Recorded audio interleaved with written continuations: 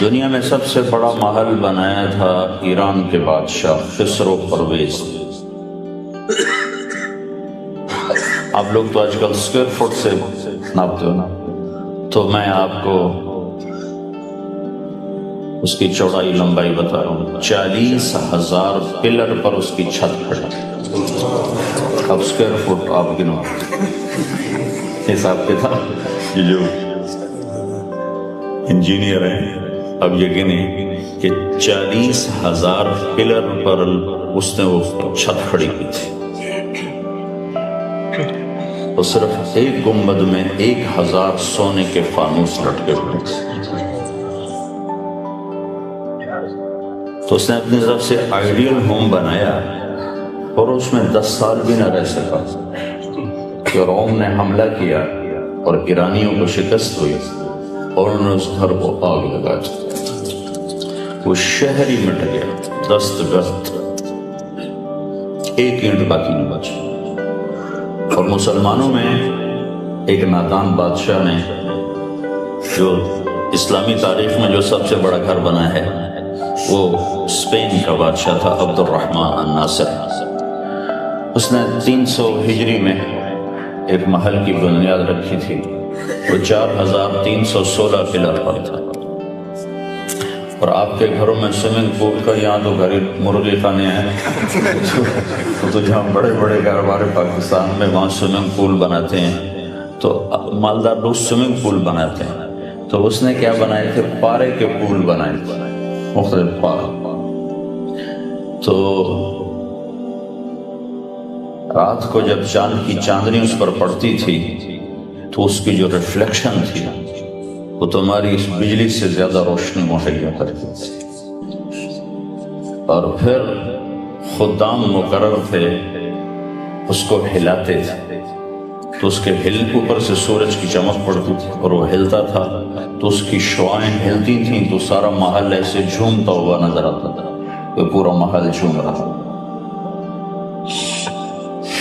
اس محل کی عمر تھی 50 سال۔ 50 سال کے بعد اشبیلیہ والوں نے حملہ کیا اور اس کی اینٹ سے اینٹ بچی۔ بنی اسرائیل کے ایک بادشاہ نے گھر بنایا، لوگوں کو دعوت دی، بھئی میرا گھر کیسا ہے؟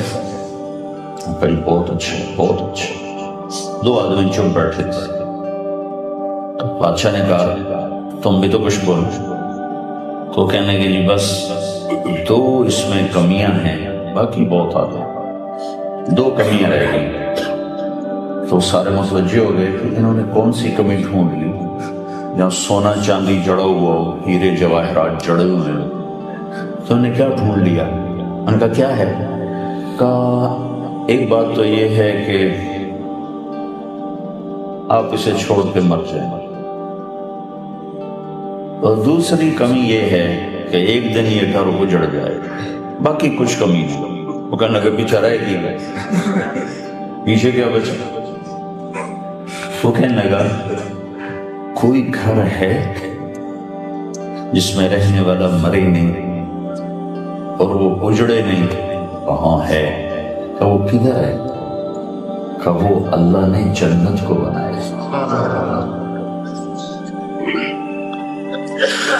تو اس کو ہم آئیڈیل بنا بھی لیں اپنی عقل سے تو بن نہیں سکتا، اپنی عقل سے تو بن نہیں سکتا۔ اگر فرض کرو بنا لیں تو بنتے بنتے شام ہو چکی ہوگی۔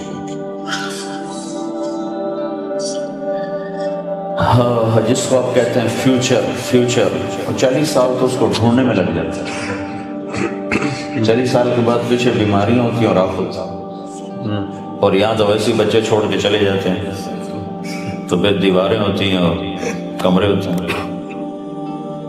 دنیا میں انسان ایک آئیڈیل زندگی چاہتا ہے،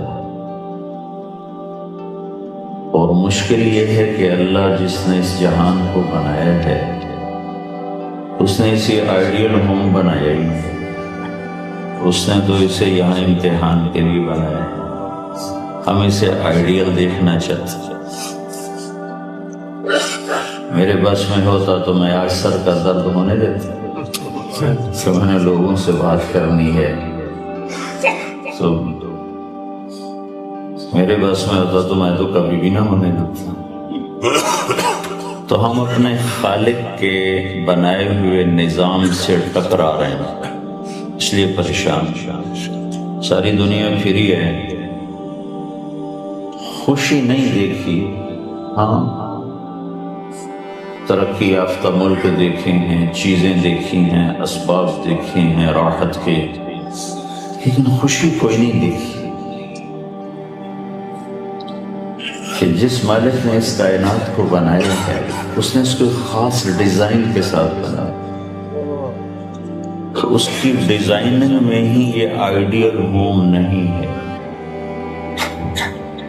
یہ ٹرانزٹ ہے اور یہ امتحان کی جگہ ہے. تو امتحان کی جگہ میں تو مشقت مطلوب ہوتی ہے، راحت تو وہاں کوئی نہیں ہوتی.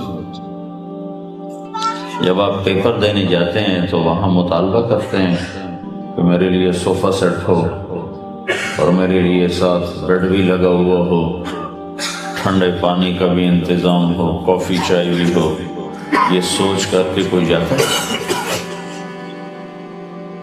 تو ساری دنیا یہ امتحان کے لیے ہے، نہ کہ آئیڈیل. تو آج کا آخرت کو نہ ماننے والا وہ تو معذور ہے، وہ کہتا ہے موت کے بعد زندگی کوئی نہیں ہے. یہ طبقہ آج نہیں ہے، شروع سے ہے اور آئندہ بھی رہے گا. اس کی قرآن نشاندہی کرتا ہے، ہیہات ہیہات لما توعدون، سب جھوٹ ہے جو کہا جا رہا ہے. کیا ان ہی الا حیاتنا الدنیا نموت ونحیا وما نحن بمبعوثین. یہی لندن کی زندگی ہے، ملتان پاکستان کی زندگی ہے، اسی میں جینا ہے، اسی میں مرنا ہے، اور اس کے بعد کچھ نہیں ہے، مٹی ہو جانا ہے. فَإِنَّا لَمَرْدُودُونَ فِي الْحَافِرَةِ. قبروں سے اٹھ کے کوئی آتا ہے؟ پہلے بھی لوگ تھے، اس وقت بھی تھے جن کو قرآن جواب دے رہا ہے، اور بعد میں بھی آتے رہے، آج بھی موجود ہیں، آئندہ بھی رہیں گے. تو ان سب کو قرآن انہی کی قرآن کہہ رہا ہے اَإِنَّا لَمَرْدُودُونَ فِي الْحَافِرَةِ. کوئی قبروں سے اٹھ کے آیا آج تک؟ اس سے اگلی ان کی دلیل اَإِذَا كُنَّا عِظَامًا نَخِرًا، ہڈیاں چورا چورا ہو جائیں کبھی جمع ہو سکتی ہے؟ ایسے بکواس، جھوٹ ہے سب.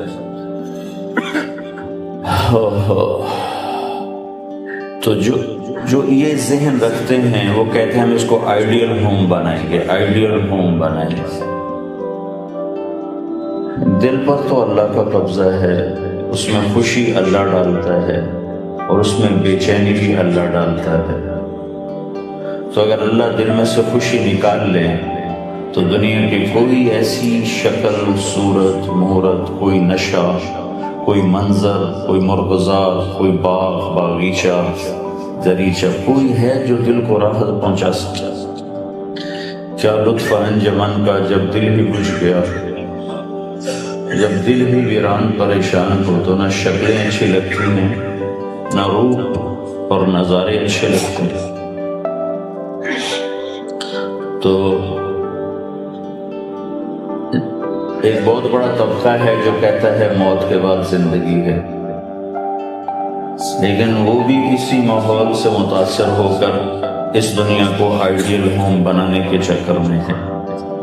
نہیں بن سکتا. اگر کوئی ایک بنا لے، موت کا کیا کرتا؟ کدھر بھاگیں گے موت سے؟ سب کچھ اس کی تمناؤں کے مطابق ہو گیا. تو اب موت سے کہو چلی ہی جائے، یا چلو نہیں جاتی تو کچھ 100-200 سال بھی ٹل جائے کہ میرا آئیڈیل کچھ تو میں اپنی آنکھوں سے دیکھ سکوں. لیکن اس آئیڈیل کی تلاش میں لوگوں کی شام ہو جاتی. میرا بھائی ہے، ڈاکٹر ہے، ایک دن کہنے لگا میری دولت کا مجھے کیا فائدہ، میری جوانی تو پڑھتے پڑھتے گزر. جب میرے موج کرنے کی عمر تھی وہ تو پڑھنے میں گل گئی، اس پیسے کا مجھے کیا فائدہ؟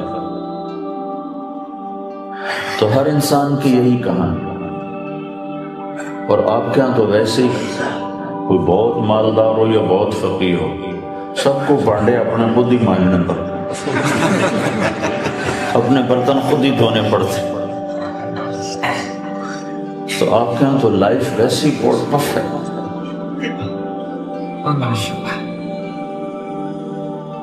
تو میں سنایا کرتا ہوں، ایک دوست نے کئی سال پہلے مجھے اپنی گاڑی میں بٹھائی یہیں انگلینڈ میں، کہنے لگا مولانا یہ 2 لاکھ پاؤنڈ کی گاڑی ہے، یعنی ہمارے تو بن گئے کوئی 3 کروڑ کے قریب، اور اس پر ٹیکس پڑے گا تو ہو جائے گی 9 کروڑ کی گاڑی، تو 200 گنا ٹیکس ہے تو وہ 9 کروڑ کی ہوگی۔ تو میں نے پوچھا اس کا ڈرائیور کون ہے؟ تو میں خود ہی چلائیں گے۔ پھر تو ہماری سزوکی تمہاری اس سے اچھی ہے کہ ہمارا تو ڈرائیور ہوتا ہے۔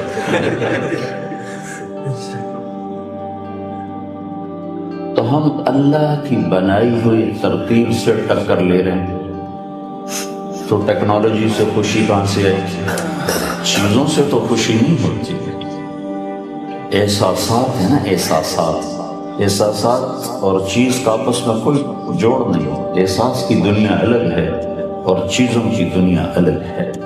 چیزیں بے جان ہیں، احساسات زندہ چیز ہیں۔ تو یہ گاڑیاں، یہ گھر، یہ صورتیں، یہ مورتیں، یہ ان احساسات کو پروان نہیں چڑھا سکتے۔ تو اللہ تعالیٰ جس نے ہمیں بنایا ہے وہ خود ہمیں زندگی گزارنے کا ایک طریقہ بتاتا ہے۔ اگر تم یہ کر لو تو اس امتحان گاہ میں بھی تمہیں خوشیاں دے دوں گا، اور آگے تو آئیڈیل ہوں میں نے آگے بنایا ہے۔ ایک بات یاد آئی، انسان کا جو ذہن ہے یہ ناممکن کو سوچ نہیں سکتا۔ اس کے کمپیوٹر میں ان پڑھ ہو پڑھا ہوا، اس کے کمپیوٹر میں ناممکن کا تصور پیدا ہی نہیں ہو سکتا۔ یہ آج کے علم نے اس بات کو ثابت کیا۔ میں ایک مثال دیتا ہوں کہ دنیا کے کسی خطے میں کوئی ان پڑھ سے ان پڑھ یہ سوچ نہیں بنا سکتا، یہ تمنا نہیں کر سکتا کہ 2 اور 2 5 ہو جائیں۔ کیا کر سکتا؟ وہ بڑا حساب کا ماہر ہو، بہت بڑا میتھمیٹیشین ہو، یا میرے جیسا 2 + 2 4 کو جاننے والا ہو، سب سے پوچھ گیا بھائی کیا خیال ہے، دعا کرو 2 اور 2 5 ہو جائیں۔ کہے گا مولوی صاحب ہوش کرو، کیا کرے گا، کبھی 2 اور 2 5 بھی ہوئے، وہ 4 ہی ہوتے ہیں۔ ایک مثال دی ہے، یہاں اس کھوپڑی میں ناممکن کا تصور آ ہی نہیں سکتا۔ ٹھیک، یہ بات آج ثابت ہو چکی۔ پھر ہر انسان کیوں آئیڈیل ہوم کو تلاش کرتا ہے؟ یہ تمنا کیوں پیدا ہوتی ہے؟ ایک مثالی زندگی ہو، ایک مثالی گھر ہو، یہ کیوں تمنا پیدا ہوتی ہے؟ یہ تمنا اس بات کی علامت ہے کہ کہیں کوئی آئیڈیل ہوم ہے، ضرور ہے۔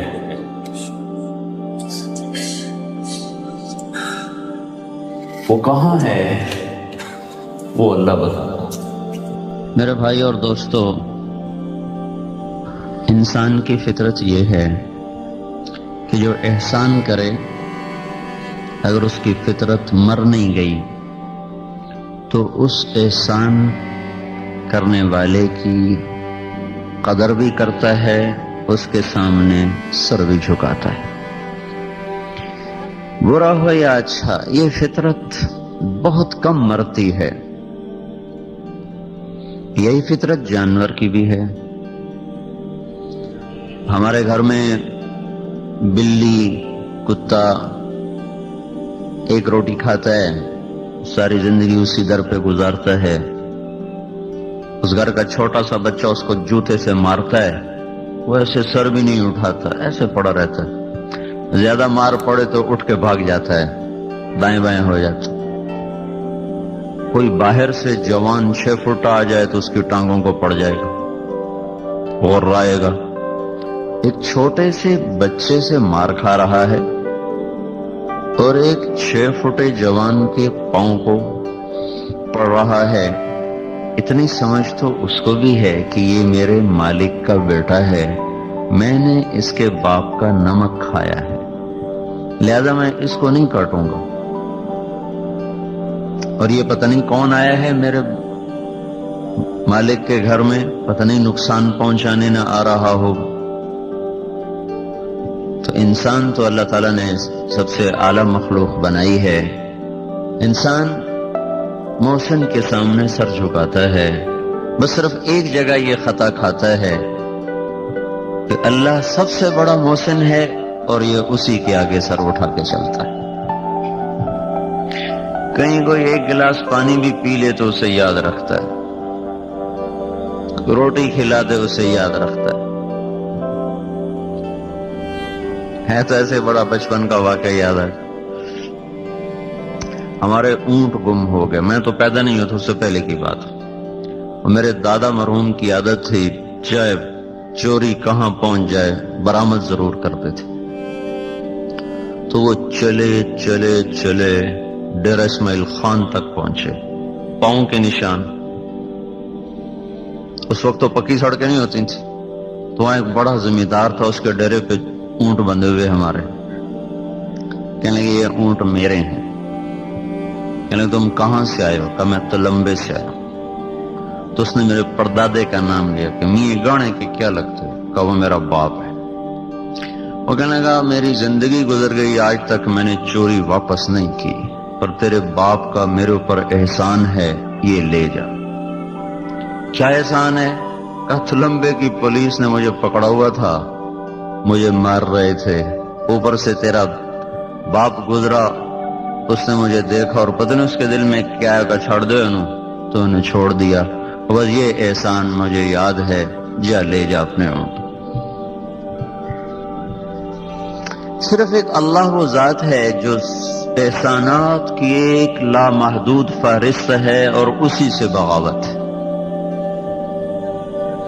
باہر کو چھوڑ دو جی, باہر کو.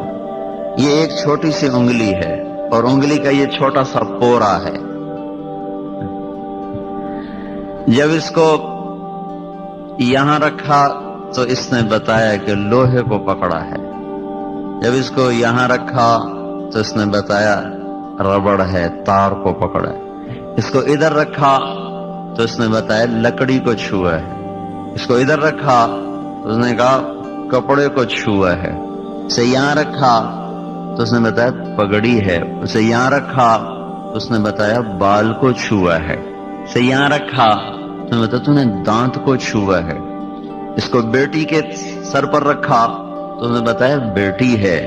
اسے بیٹے کے سر پہ رکھا تو انگلی پیغام دیتی بیٹا ہے. اسے بیوی کے جسم پہ رکھا تو اس انگلی میں بتایا بیوی ہے. اسے ماں کے جسم پہ رکھا وہ اماں ہے.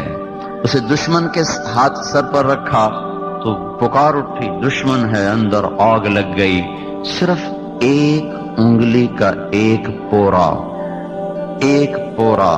یہ کتنے پیغام پہنچا رہا ہے ٹھیک ٹھیک پیچھے, اور وہاں سے صحیح صحیح جواب آ رہا ہے. صرف اس ایک پورے کا شکر ادا کرنے بیٹھو تو سجدے سے سر اٹھانے کی گنجائش کوئی نہیں ہے. پر یہ 5 وقت نماز بھی نہیں پڑھتے, 5 وقت بھی نہیں ہے نا.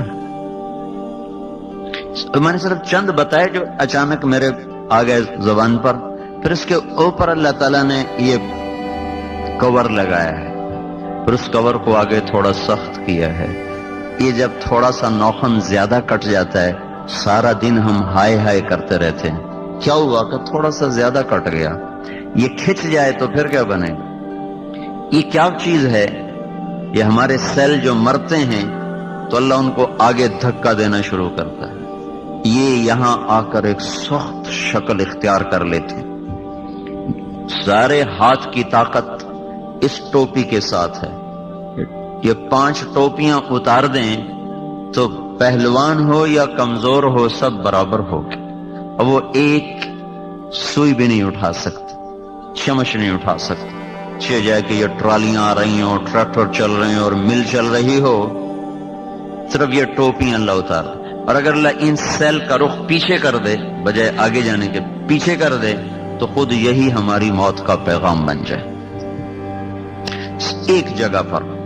پھر اللہ نے ادھر بال لگائے ہیں، اس کو صاف رکھا ہے، ادھر بھی تو بال پیدا کر سکتا، بندر کے ادھر بال نہیں ہوتے، ریچھ کے ادھر بال ہوتے، ادھر ان کے ادھر بھی ادھر۔ یہ کون سی طاقت ہے جو ادھر ہلکے پھلکے بال لاتا ہے اور اس کو صاف شفاف بناتا ہے؟ کون ہے یہ سارا نظام چلانے والا؟ تو صرف ایک پورے کا میں آپ کو بتا رہا ہوں کہ اس مالک الملک۔ پھر یہ ہماری پہچان ہے، اس پر لکیریں ہیں، یہ لکیریں وہ ہیں جنہیں ساری دنیا سے ملا لو تو میری لکیریں اور ہیں، دوسروں کی اور ہیں۔ یہ کھال یہاں سے کاٹ دو، جب دوبارہ کھال اگے گی نکلے گی تو اس پر وہی نقشہ ہوگا، کوئی نیا نقشہ نہیں ہوگا۔ اللہ ہمیں سب کچھ دے کر چند چیزوں کا مطالبہ کرتا ہے، صرف چند چیز۔ پھر میں زبان سے بول رہا ہوں کیونکہ ہم نے بچپن میں بولتے سنا، بولتے دیکھا، ہمیں کوئی یہ عجوبہ نظر نہیں آتا۔ یہ کتنی کائنات کی عجیب چیز ہے، میرے خیالات الفاظ بن رہے ہیں اور آگے آپ کے کانوں تک صحیح پہنچ رہے ہیں۔ الرحمن علم القرآن خلق الانسان علمہ البیان۔ اللہ نے اپنی قدرتوں میں بتا، جانتے نہیں ہو میں کون ہوں؟ میں وہ ہوں جس نے تمہیں بولنا سکھایا۔ پھر یہ صرف بولنے کا کام نہیں دے رہے، بول، اور پھر بولنے کے لیے صرف میری آواز کافی نہیں ہے، ہوا ضروری ہے کہ ہوا بیچ میں یہ بنتی ہے پوسٹ میں، ڈاکیا، یہ میرا پیغام اٹھاتی ہے، آپ کے کان تک پہنچاتی ہے۔ ہوا کو آپ کے کان تک پہنچانے کے لیے گردش کی ضرورت ہے کہ اس کو کوئی مسلسل حرکت دے رہا ہو۔ اگر اس کو مسلسل حرکت نہ دی جائے تو وہ آگے پیغام رسانی نہیں ہوگی۔ تو اب میں بول رہا ہوں، آپ سن رہے ہیں، میرا یہ بول آپ تک کیسے پہنچ رہا ہے؟ میں بولا، میرے خیالات الفاظ کے روپ میں آئے، ان کو فوراً اللہ نے برقی رفتار کے ساتھ میری زبان تک پہنچایا۔ میں نے ہونٹوں اور زبان کو ایسے ہلایا، ہوا سے میرے ہونٹ میری زبان ٹکرائی اور جو کچھ میں کہنا چاہتا ہوں وہ الفاظ بن کر باہر نکلے۔ آگے ہوا کھڑی تھی، اس نے اس کو لے لیا اور بھاگ کے آپ کے کان تک پہنچایا۔ کان میں تھوڑا سا پانی ہے، اس میں کوئی 10 لاکھ بال ہیں، ایک گیند ہے، گیند اس کے اندر پانی ہے، اس میں 10 لاکھ بال ہیں۔ یہ میری آواز جا کر آپ کے اس پردے کو ٹھک ٹھک ضربیں لگا رہی، وہ جب ضرب لگتی ہے تو وہ بال حرکت کرتے ہیں، اس سے بجلی پیدا ہوتی، تو میرا پیغام بجلی کی شعاع بن کر اسی رفتار کے ساتھ آپ کے دماغ کے ساتھ جا کر ٹکراتا ہے۔ تو میرے بولنے اور آپ کے سمجھنے میں کوئی فاصلہ نہیں قائم، بلکہ میں بول رہا ہوں، آپ سن رہے ہیں اور سمجھ رہے ہیں۔ ہوا آپ تک یہ پیغام پہنچاتی ہے، ہوا کو حرکت، یہ ہل رہے ہیں، دیکھیں ہل رہی۔ اگر یہ پتے ساکت ہوں پھر بھی ہوا حرکت میں رہتی، اس کو کون حرکت دینے والا ہے؟ یہ ہمارے بس میں تو ہے نہیں۔ تو اللہ پاک نے زمین کو دوڑایا، پھر اسے گھمایا، پھر اسے ہلایا۔ ہم ایک ایسے گیند پر بیٹھے ہوئے ہیں جو گھوم بھی رہا ہے، جو دوڑ بھی رہا ہے، اور جب کوئی چیز گھومے بھی اور تیز رفتار بھی ہو تو اس میں اپنے آپ تھر تھراہٹ پیدا ہو جاتی۔ تو ہماری زمین یوں بھاگ رہی ہے، اس کے بھاگنے کی رفتار ہے 66,000 میل فی گھنٹہ۔ پھر ہماری زمین گھوم رہی ہے، اس کے گھومنے کی رفتار ہے 1000 میل فی گھنٹہ۔ پھر اس گھومنے اور بھاگنے میں اس میں تھر تھراہٹ پیدا ہوتی، تو یہ کانپتی کانپتی کانپتی یوں چلی جاتی اور 23.25 کا زاویے پر جا کے کھڑی ہو جاتی۔ پھر وہاں سے یوں ہلنا شروع ہوتی، ہلتے ہلتے ہلتے ہلتے ہلتے ہلتے ادھر آ جاتی، یہاں کر 23.25 کا یہ زاویہ بناتی، اس سے آگے نہیں جاتی، یہ یوں جاتی اور یہ یوں جاتی ہے۔ جب یہ یہاں پہنچتی ہے تو اس دن 18 ستمبر ہوتا ہے، پھر یہ واپس جاتی ہے، اور پھر جب واپس آتی ہے تو اس دن 22 مارچ ہوتا ہے۔ تو 18 ستمبر اور 22 مارچ کو ساری دنیا میں 12 گھنٹے کا دن ہوتا ہے اور 12 گھنٹے کی رات ہوتی ہے، کیونکہ زمین بالکل سیدھی ہوتی ہے اور سورج اس کے سر کے اوپر یہاں ہوتا ہے. تو اس ساری دھرتی میں اس دن 12 گھنٹے کا دن ہوگا اور 12 گھنٹے کی رات ہوگی. یہ جو اس کی تھر تھراہٹ ہے، یہ ہوا کو دھکے دے رہی، مسلسل دھکے دے رہی. وہ دھکوں سے ہوا آگے جا رہی، ایک تو میرا پیغام پہنچا رہی، دوسرا کیا کر رہی ہے، میرے منہ سے کاربن ڈائی آکسائڈ نکل رہی ہے، ہوا اس کو پکڑ کے یہ جامن کے درخت کو دے رہی اور ان درختوں سے آکسیجن نکل رہی، ان کو وہاں سے کھینچ کر مجھ تک لا رہی ہے.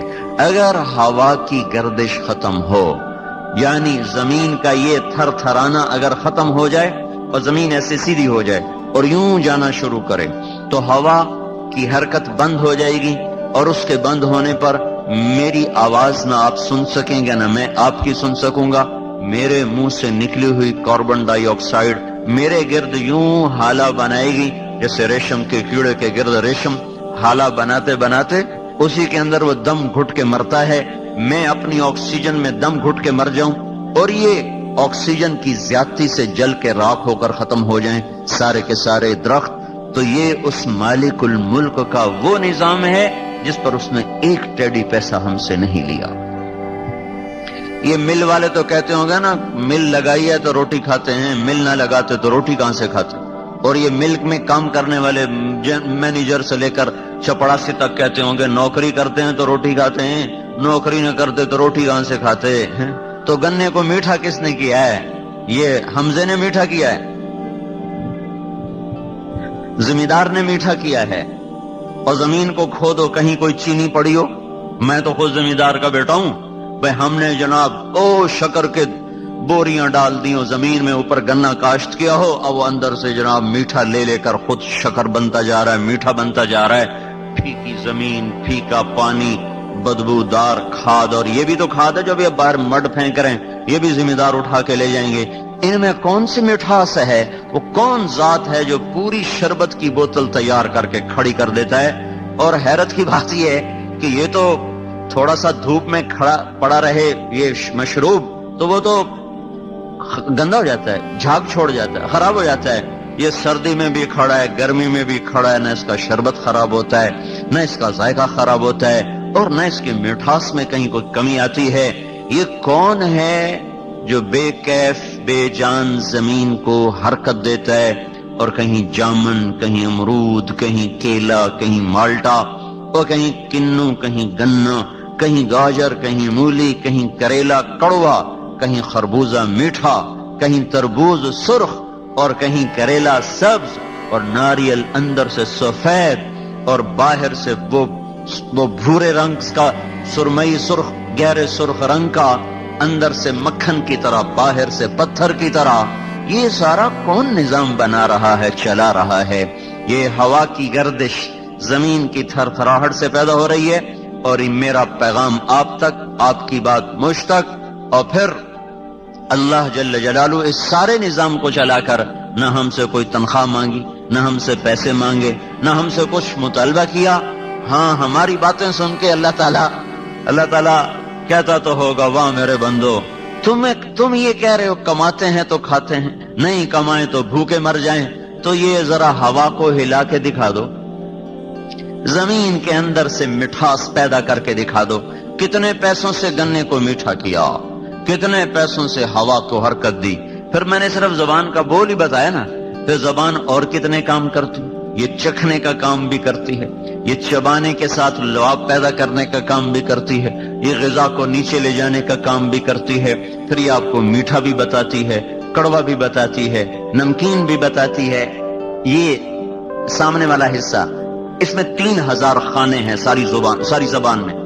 یہ نمکین کو بتاتا ہے. یہاں چکھو گے نمکین تو محسوس ہوگا، یہاں میٹھا رکھو گے محسوس نہیں ہوگا، کڑوا رکھو گے نہیں محسوس ہوگا. تھوڑا سا آگے میٹھا بتانے والے خانے بنے ہوئے، وہاں میٹھا رکھیں گے محسوس ہوگا، نمکین رکھیں گے، کڑوا رکھیں گے محسوس نہیں ہوگا. اس کے تھوڑا سا پیچھے حلق کے قریب کڑوا بتانے کا سسٹم موجود ہے. وہاں آپ میٹھی چیز رکھیں، پھیکی چیز رکھیں، نمکین رکھیں، نہیں پتا چلے گا. کڑوی رکھیں فوراً پتا چلے گا. یہ ہمارے لوگ کیا کرتے ہیں کہ ہم گولی پیچھے رکھتے ہیں تاکہ جلدی چلی جائے، اور وہیں وہ جگہ ہوتی ہے جہاں اس نے کڑواہٹ کا سسٹم رکھا ہے اللہ تعالیٰ نے، وہ رکھتے ہی سارا منہ کڑوا ہو جاتا۔ میں ہمیشہ گولی یہاں رکھتا ہوں، یہاں، جو مجھے پتا ہے یہاں چاہے جتنی مرضی کڑوی چیز رکھو کچھ پتا نہیں چلے گا۔ وہ کہتا ہے جلدی جلدی ہیٹھاں لگی جاوے، جلدی جلدی ہیٹھاں لگی جاوے، اتو پانی پیو ہیٹھاں لگی جاوے، وہ ایک سیکنڈ چ منہ کوڑا ہو جاتا ہے، کیوں رکھا اسے وہاں ہے جہاں وہ کڑوا ہونے کا نظام اللہ نے رکھا ہے۔ اور یہاں رکھتا ہوں اوپر سے پانی پینے سے پہلے پہلے وہ سارا منہ کڑوا ہو جاتا ہے۔ یہاں رکھو منہ کڑوا نہیں ہوگا۔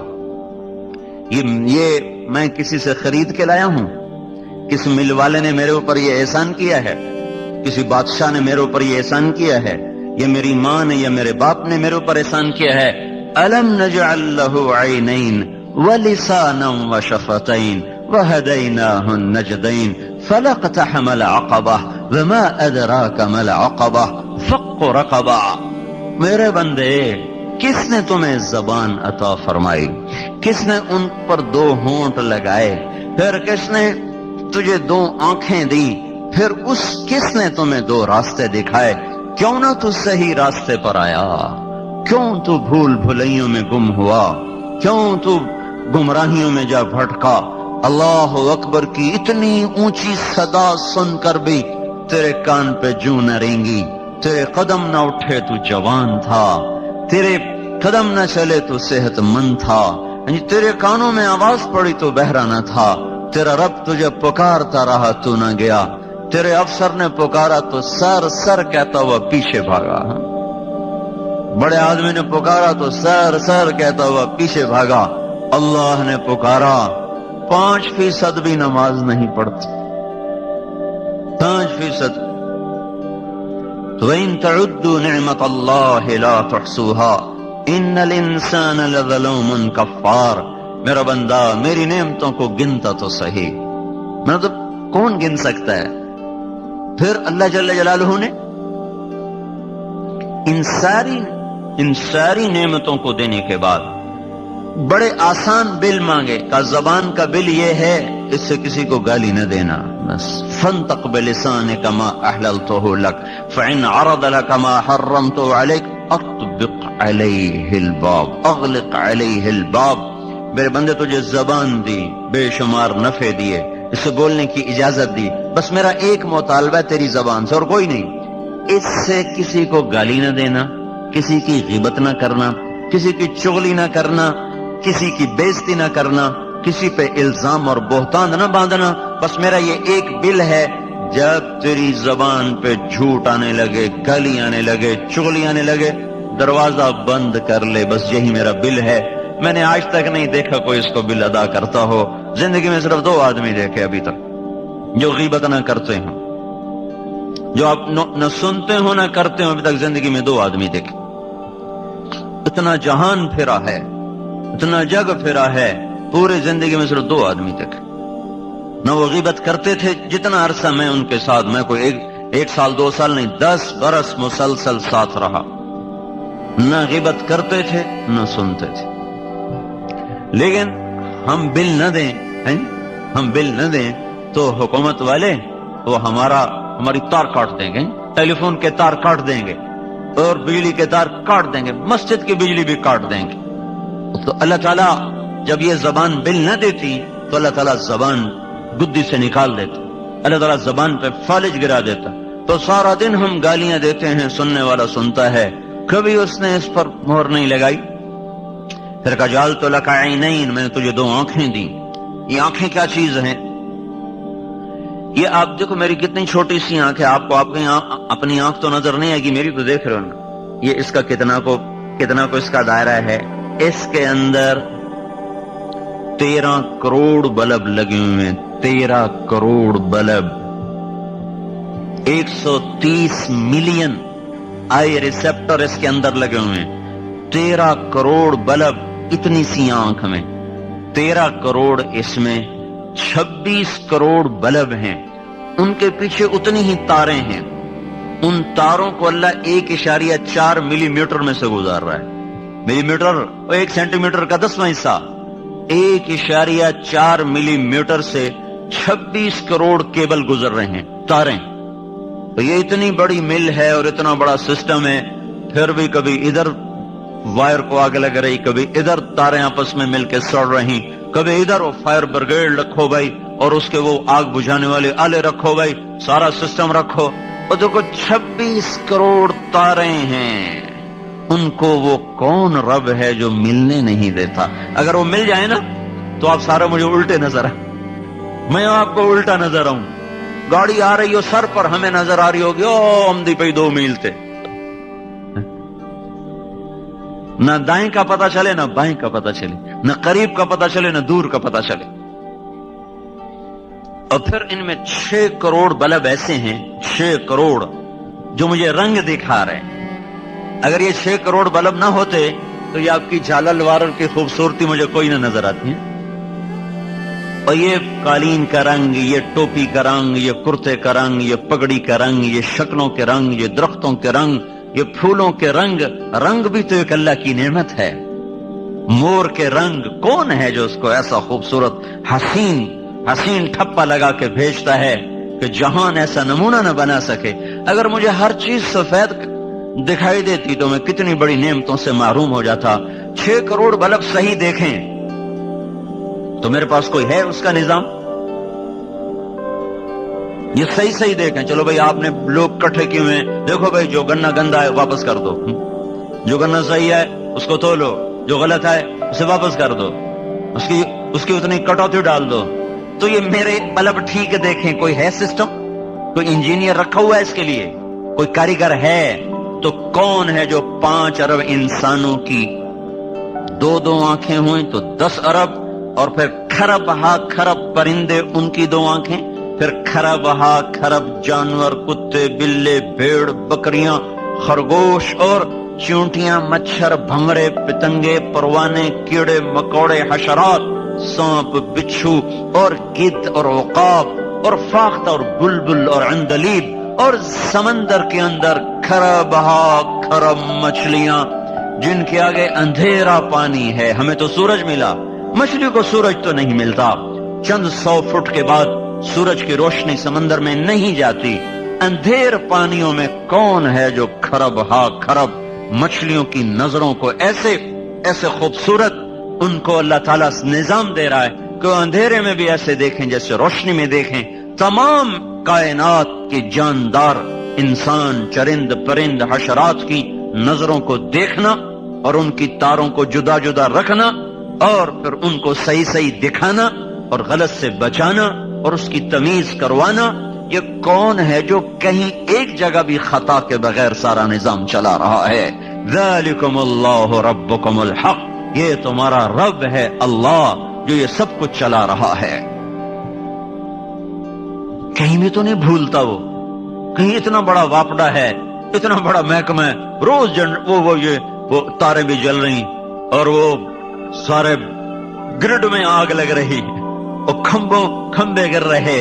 اتنے نظام چلانا، پھر دکھانا، پھر سمجھانا، پھر تمیز رکھنا، پھر بیٹوں کو دیکھتے ہوئے اور جذبہ ہو جائے، بیٹی کو دیکھتے ہوئے اور جذبہ ہو جائے، بیوی کو دیکھ کے اور جذبہ بنے، ماں کو دیکھ کے اور جذبہ بنے، باپ کو دیکھ کے اور جذبہ بنے، دوست کو دیکھ کے اور جذبہ بنے، سانپ کو دیکھ کے اور کیفیت بنے، خرگوش کو دیکھ کے اور کیفیت بنے، پھول کو دیکھ کے اور کیفیت بنے، پاخانے کو دیکھ کے اور کیفیت بنے، سرخ سفید پوش برف کی چوٹیوں کو دیکھ کر اور کیفیت بنے، اور دشمن کو دیکھ کے اور کیفیت بنے، پانی کو دیکھ کے اور کیفیت بنے، باغ کو دیکھ کے اور کیفیت بنے، اور کوڑے کے ڈھیر کو دیکھ کر اور کیفیت بنے، قرآن کو دیکھے تو اور کیفیت بنے، بیت اللہ کو دیکھے تو اور کیفیت بنے، روضہ رسول کو دیکھے تو اور کیفیت بنے.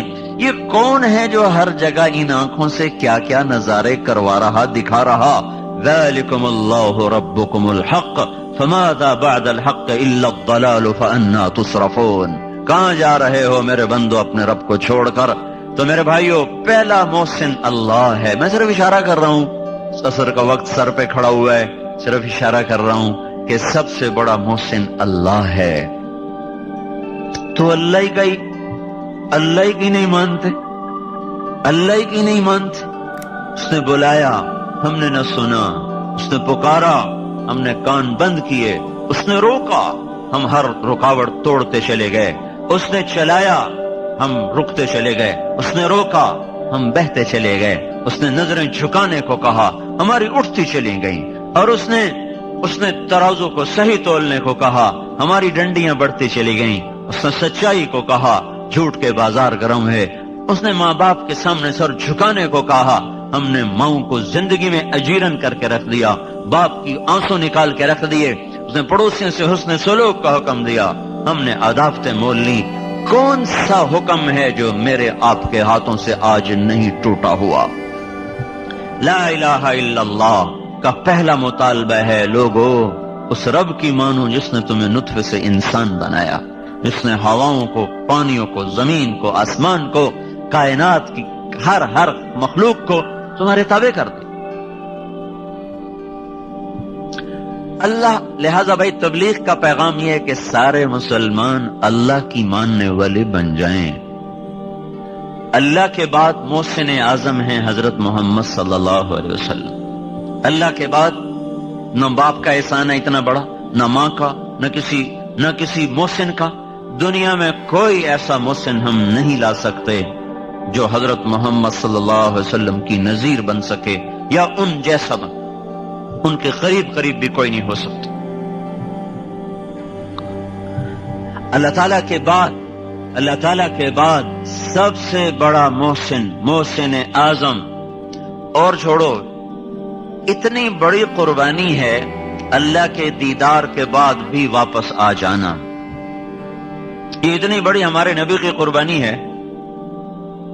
جب لوگ جنت میں جائیں گے تو اللہ تعالیٰ کہیں گے آؤ بھائی میری ملاقات کو آؤ، تو لوگ جائیں گے تو اللہ تعالیٰ اپنا نقاب اٹھائے گا، دیدار کرائے گا، تو جنت والوں کو جنت بھی بھول جائے گی، حوریں بھی بھول جائیں گی، بیویاں بھی بھول جائیں گی، نہریں بھی بھول جائیں گی، شراب، باغ، باغیچے سب بھول۔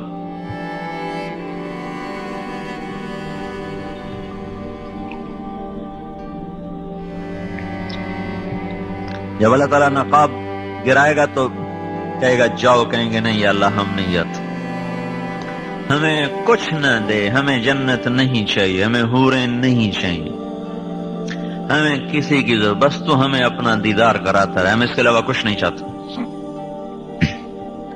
جنت والوں کو جنت اچھی نہیں لگ رہی اللہ کے دیدار کے بعد، تو لوگ جنت نہیں مانگیں، حوریں نہیں مانگیں، بیویاں نہیں مانگیں، غلمان نہیں مانگیں۔ اللہ تعالیٰ فرمائیں گے اچھا جاؤ 8ویں دن آ جایا کرو، جمعے میرا دیدار کر لیا کرو۔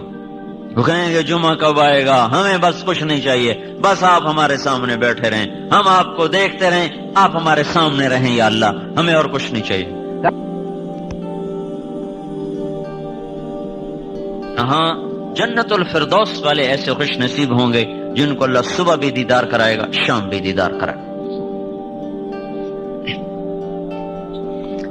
تو اللہ تعالیٰ کے بعد بھائیو حضرت محمد صلی اللہ تعالی علیہ وسلم کا انسانیت پر احسان ہے، امت پر احسان ہے، جس کو اللہ نے کسی نبی کو ایسی پیشکش نہیں کی۔ سلیمان علیہ السلام کو حکومت دی، ہوا تابع کی، جنات تابع کیے، اور سارے جہان کی حکومت نہیں دی، فلسطین کی حکومت تھی،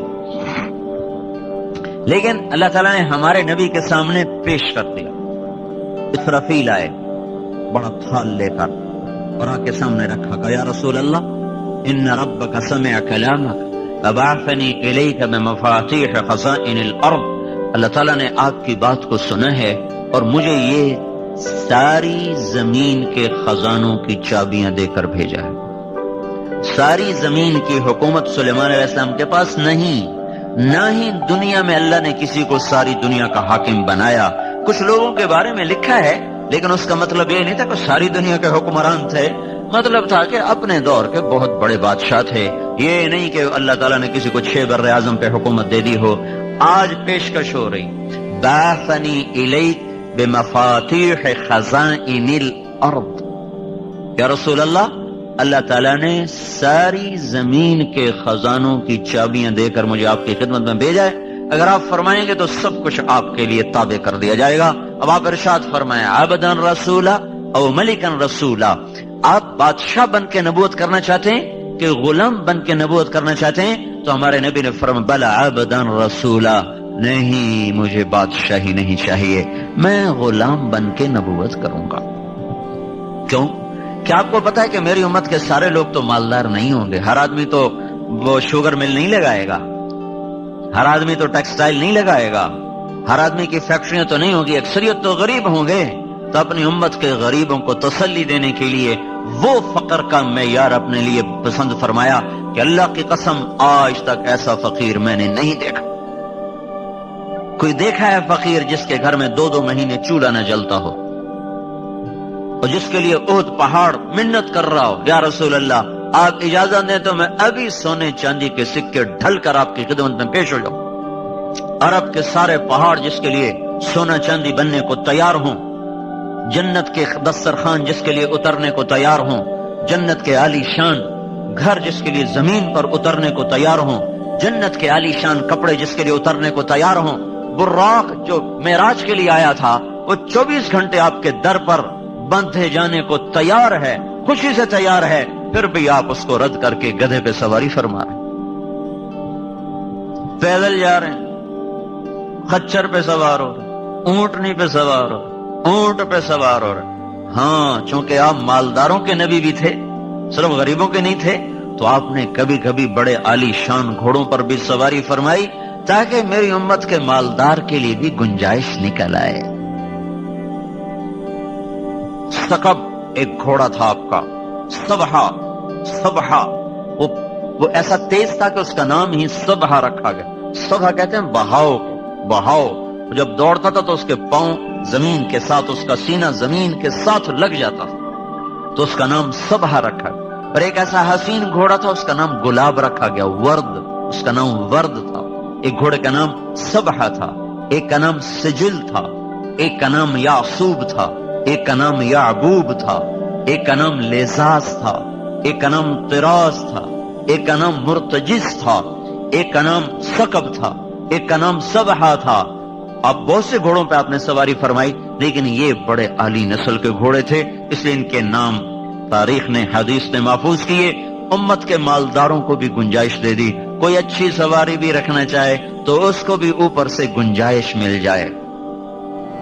خود غربت کی زندگی پسند فرمائی، اسی میں رہے، کبھی کبھی یہ کام بھی کیا، بڑے عالی شان کپڑے پہنے.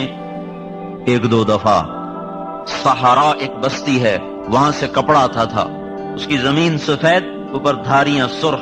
اب کبھی کبھی آپ نے وہ زیب تن فرمایا. جابر بن سمرہ فرماتے ہیں ایک رات 14ویں کا چاند سر پہ تھا، اور محبوب اللہ تعالیٰ کے محبوب صلی اللہ علیہ وسلم وہ مسجد کے ذہن میں تشریف فرما تھے، اور آپ نے سہارا بستی والی چادر پہ سے اوڑا ہوا تھا. تو جابر بن سمرہ فرماتے ہیں کبھی میں چاند کو دیکھتا، کبھی آپ کو دیکھتا، تو مجھے آپ چاند سے زیادہ حسین نظر آ رہے تھے. اگر آپ چاہتے تو ہر وقت یہ کپڑا پہن سکتے تھے، پہن کے اتار دیا اپنی امت کے مالداروں کو گنجائش دینے کے لیے. خود وہی فقر کے کپڑے، فقر کا لباس، پیوند لگا ہوا لباس وہی اختیار فرمایا. اور قیامت کے دن انس نے پوچھا یا رسول اللہ قیامت کے دن آپ کہاں ہوں گے؟ تو آپ نے فرمایا میں اپنی امت کے غریب لوگوں میں کھڑا ہوں. ابغونی فی ضعفائکم، میں اپنی امت کے غریبوں کے ساتھ ہوں. تو اللہ کے بعد محسن اعظم ہیں حضرت محمد صلی اللہ تعالی علیہ وسلم، جن کو سب کچھ اللہ نے دیا، اور پھر انہوں نے کہا نہیں یا اللہ مجھے نہیں چاہیے، مجھے نہیں چاہیے. کون سی ساری امت میری مالدار ہوگی؟ الٹا اوروں کے لیے دعا کی، اللہم انہم جاع فاشبعہم، یا اللہ میری امت بھوکی ان کو کھانا کھلا. عراۃ فاکسہم، یہ ننگے ہیں یا اللہ ان کو کپڑے پہنا. یا اللہ ان کے لیے تو دنیا اور آخرت بھلی کر دے. اور اپنے لیے اور اپنی اولاد کے لیے کہا اللہم اجعل رزق آل محمد قوتا، یا اللہ آل محمد کی روزی تھوڑی کر دو. ہاں کیوں کل کوئی تانا نہ دے سکے کہ اپنی اولاد کے تو مزے کروائے اور ہمیں کربلاؤں میں دھکا دے دیا. نہیں نہیں، کربلا میری اولاد کے لیے رہے گی۔ کوئی مانگ سکتا ہے اپنی اولاد کے لیے، اور مانگنی بھی نہیں چاہیے۔ کہیں جوش میں آ کے کوئی مانگنے بیٹھے پاگل، مانگنی نہیں چاہیے۔ خود اللہ کے نبی نے فرمایا مت مانگو، اللہ سے عافیت مانگو، سہولت مانگو۔ ہاں، خود اپنے لیے، اپنی اولاد کے لیے کیا مانگا؟ اللہ ان کی روزی تنگ کر دے، کل کو میری امت مجھے تانا نہ دے سکی۔ اس لیے آپ نے فرمایا جب تمہیں دکھ ستائیں، میرے دکھ یاد کرنا، سب ہلکے ہو جائیں گے۔ مجھے اتنا ستایا گیا کہ اتنا کسی کو نہیں ستایا گیا، میرے اوپر اتنی آزمائش آئی، اتنی کسی بھی آزمائش نہیں آئی۔ 3 میل پتھر پڑے طائف کے میدان میں، 3 میل، حالانکہ آپ کی انگلی کا اشارہ بھی نہیں ضروری تھا، صرف ارادہ ہی کافی تھا۔ ارادہ کہ اب اللہ کی طرف متوجہ ہو کر ارادہ کر لیتے کہ ان کو پکڑ، تو بس پھر ان کا نشان نہ ملتا۔ لیکن 3 میل پتھر کھا کے نہ اف کی نہ آہ کی، اور خون بہتا گیا، اتنا خون بہا کہ ایک حدیث میں آتا ہے طائف کے پہاڑ بلبلا اٹھے، رونے لگے، زمین رونے لگی، آسمان کے فرشتے رو پڑے، اور آپ بے ہوش ہو کے گرے ہیں۔ بد دعا کا ایک لفظ مجھ سے نہیں نکلا۔ جو کافروں کے لیے بد دعا نہ کرتا ہو، وہ اپنی امت کے کلمہ گو کے لیے کتنا شفیق ہوگا۔ جب ہوش میں آئے، دشمن کے باغ میں پناہ لی، زید بن حارثہ جان نثار غلام ساتھ، انہوں نے اٹھایا، بھاگ کے دشمن کے باغ میں پناہ لی۔ جس کو دیکھ کر دشمن بھی رو پڑے ہوں، اس کی امت اسی کی سنتوں پہ چھریاں پھیرتی۔ اے زندگی کی ہر طرز میں دوری دھار کا خنجر ہے جو میرے آپ کے ہاتھ میں ہے، وہ سارے وار حضور کے طریقوں پر ہی ہو رہے۔ یہ کہتے ہیں سنت ہی کیڑی گل ہے جی، کرو تو ثواب ہے، نہ کرو تو گناہ تو کوئی نہیں۔ یہ چلتی مل کا ایک پرزہ خراب ہو جائے، چلتی رہے گی، سائرن بجنے لگ جائیں گے، فالٹ آ گیا ہے۔ وہ کہا جو کوئی نہیں، ایک پرزے کی خیر ہے، کوئی نہیں چلنے دو، ایک پرزے کی خیر ہے، ٹھیک ہو تو بھی ٹھیک ہے، خراب ہو تو بھی ٹھیک ہے، اگلے دن ساری مل کا بھٹا بیٹھا ہوگا۔ تو اللہ کے محبوب کی سنت ایک پرزے سے بھی زیادہ سستی ہے۔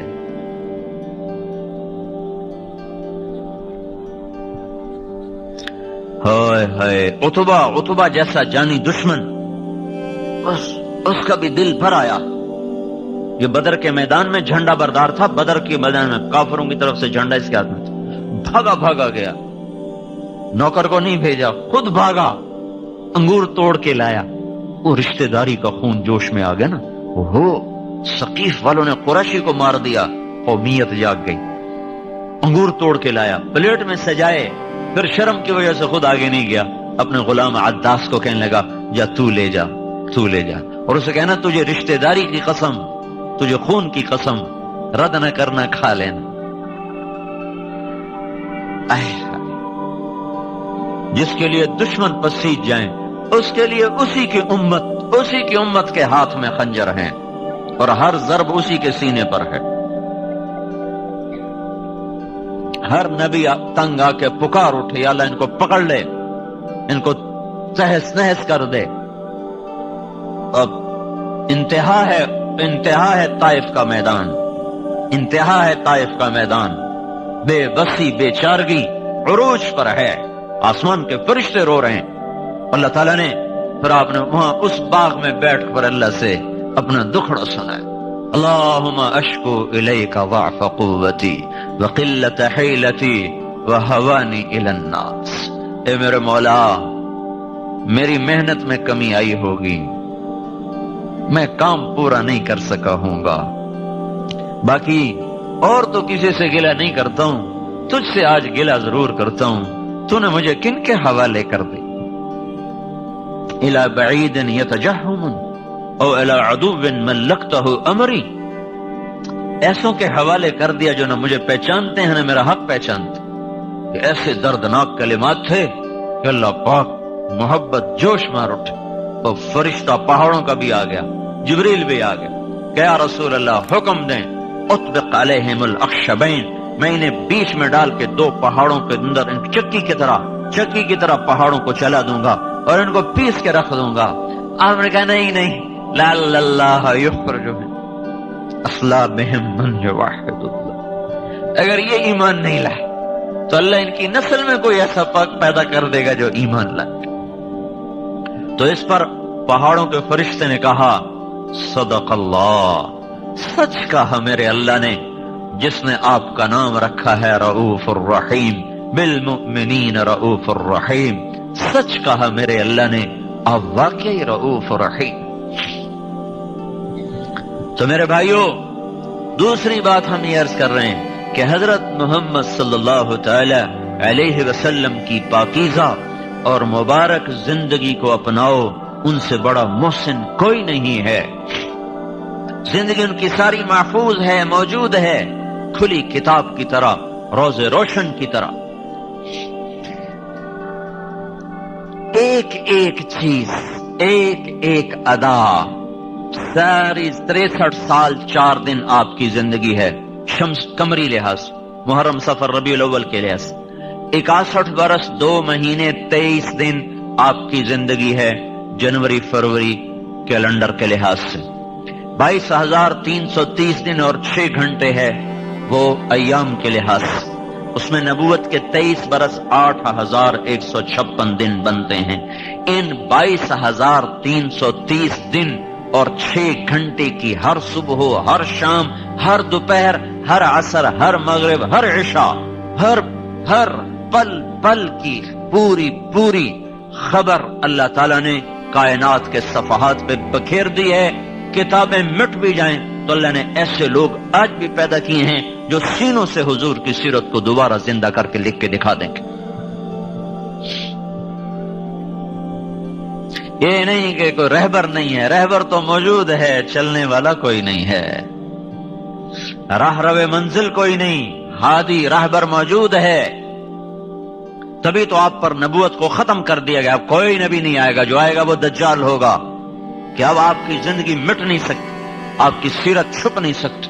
قیامت تک کے لیے آپ کی زندگی کو اللہ تعالیٰ نے ایسے محفوظ کیا کہ میں ہر جگہ حضور کا نسب اس لیے سنا، کوئی اپنے حافظے کے لیے نہیں سناتا ہوں یا کوئی اپنے علم کے روب کے لیے نہیں سناتا ہوں.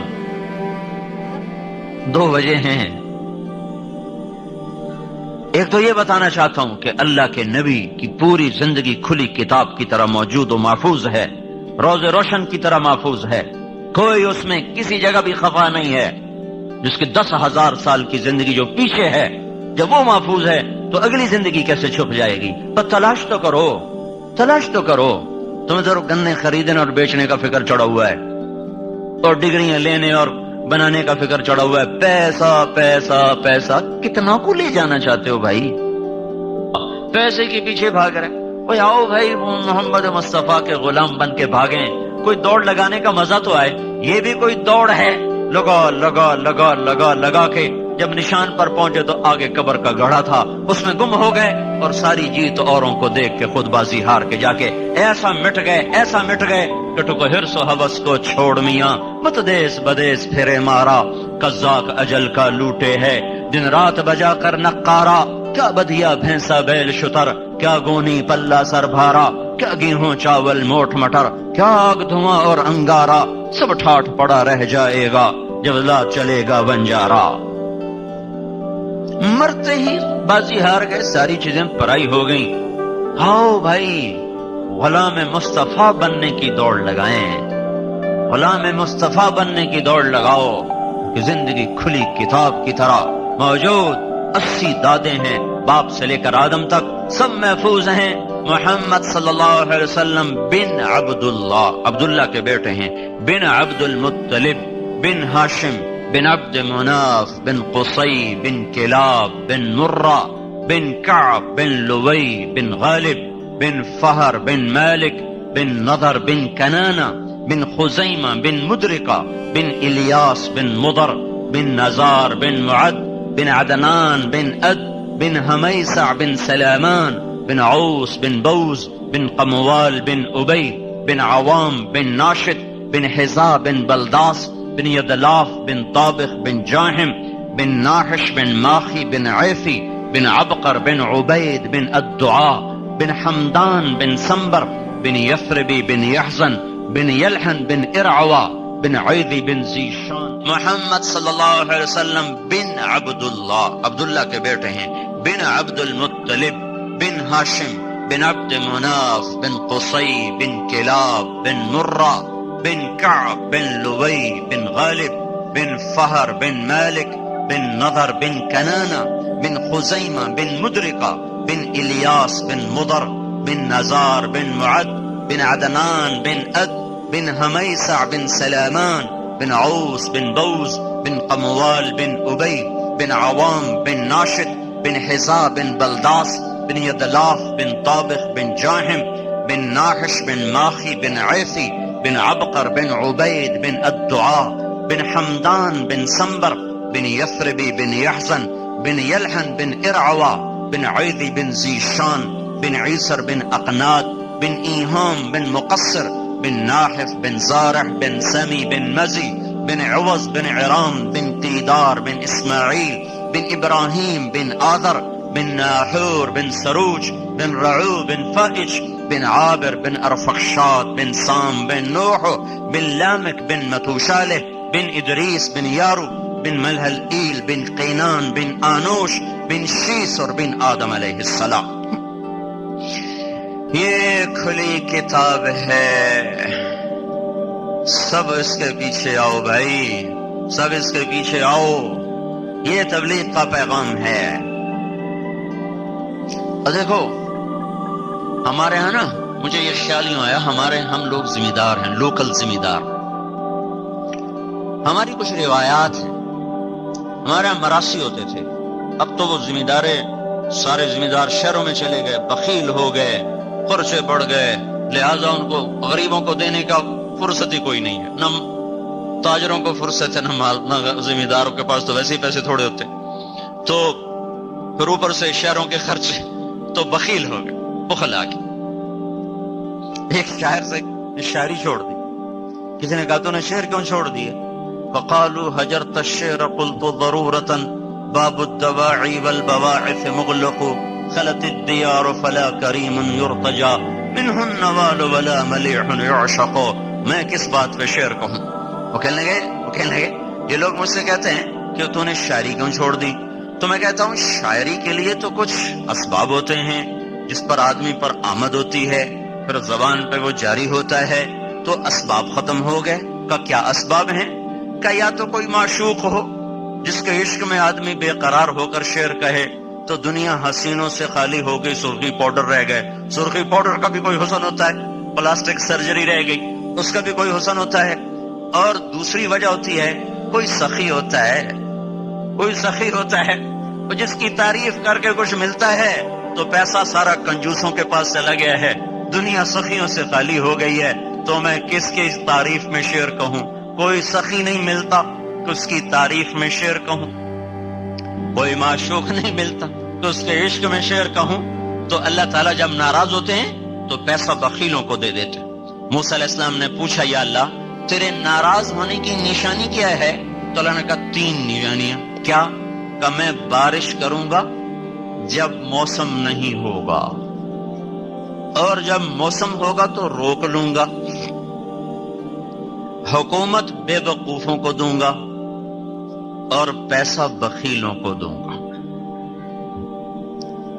اور ایک بخیل کا بھی پیر ہوتا ہے، وہ ہوتا ہے شحیح۔ بخیل تو وہ ہوتا ہے جو اپنے اوپر خرچ کرے اوروں پہ نہ کرے، اور شحیح وہ ہوتا ہے جو نہ اپنے اوپر خرچ کرے نہ اوروں پہ خرچ کرے، ویک کے خوش ہوں، لاکھ ہو گیا، کروڑ ہو گیا، ارب ہو گیا، بیڑی بڑھیا ہر جگہ چھڑ کے مر جاؤں، وہ اسی میں خوش ہوتا رہتا ہے، نہ اپنے اوپر خرچ کرتا ہے نہ اوروں پہ خرچ کرتا ہے۔ ہاں پھر موسیٰ علیہ السلام نے پوچھا یا اللہ جب تو خوش ہوتا ہے تو کیا کرتا ہے؟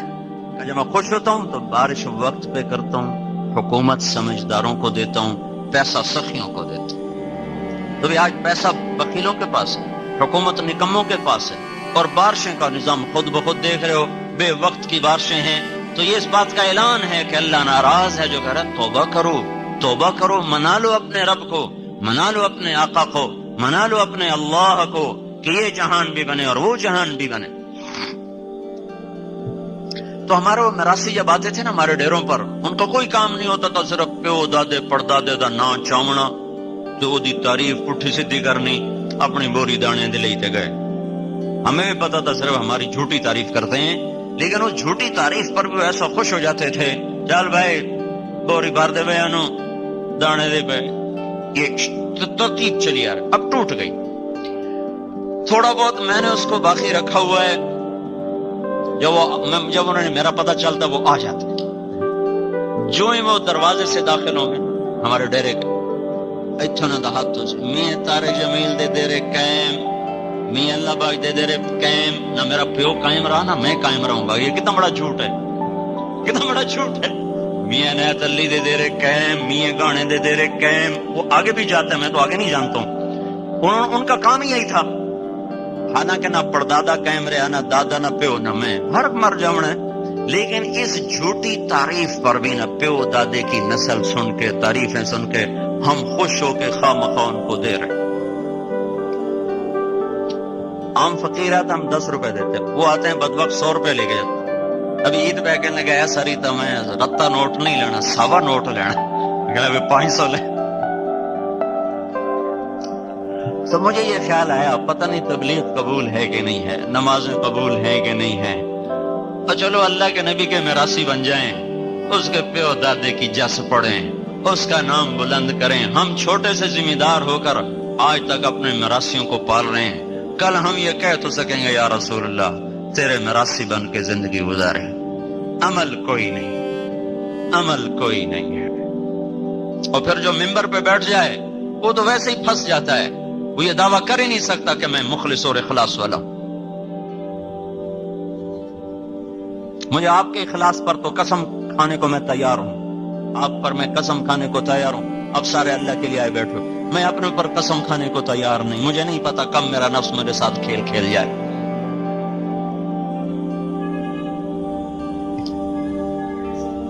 تو بھائیو، حضرت محمد صلی اللہ تعالی علیہ وسلم ایک پاکیزہ زندگی لے کر آئے، تبلیغ اس کو سیکھنے کا پیغام ہے۔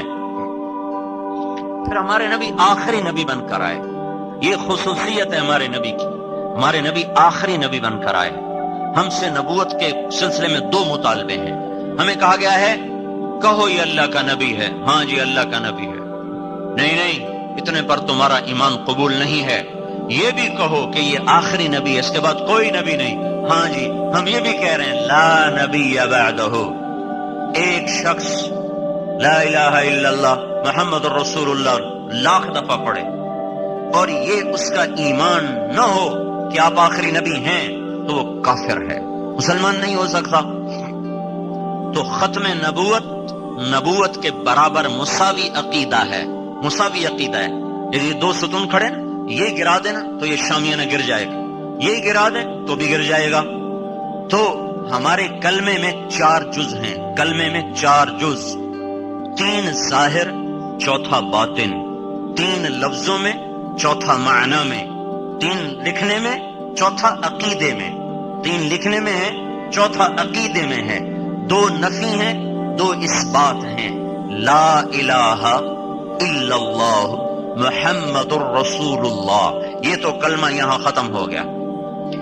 لا نبی بعدہ، کوئی معبود نہیں اللہ کے سوا، محمد صلی اللہ علیہ وسلم اللہ کے رسول ہیں، بات یہاں ختم ہے الفاظ کے لحاظ سے، لیکن عقیدے کے لحاظ سے ابھی ختم نہیں ہوئی۔